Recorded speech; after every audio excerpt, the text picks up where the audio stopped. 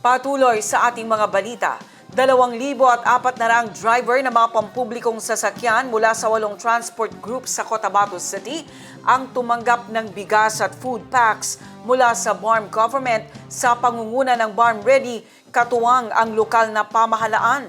Ang News Now sa report. Handog ngayong araw ng BARM government ang tigsa 10 kilong bigas at food packs na naglalaman ng kape at dilata para sa mga tsuper sa Cotabato City. Isinagawa ang distribusyon sa pamamagitan ng BARM Ready sa pakikipagtulungan ng Cotabato City Government.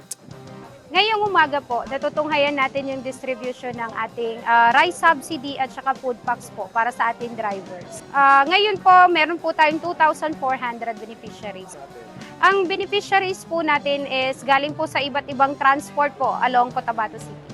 Samantala, umapila ang ilang tsuper na sana ay madagdagan pa ang tulong at maging pantay ang distribusyon sa lahat ng sektor. Sana bibigyan kami ng ayuda.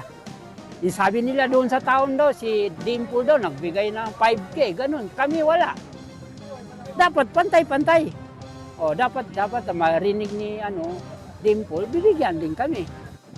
Lubos sa mga ikinatuwa ni Gaddafi Makapendig, leader ng transport sector, ang agarang pagtugon ng pamahalaan sa pangangailangan ng kanyang mga miyembro. Kung titignan kasi natin, hindi naman lahat nakadalos ngayon dahil ngayon ang napag-usapan natin sa sanggunian, panglungsod na hatiin lang yung kukuha ng ayuda sa ngayon dahil nga magiging parang strike tayo kung pupunta lahat.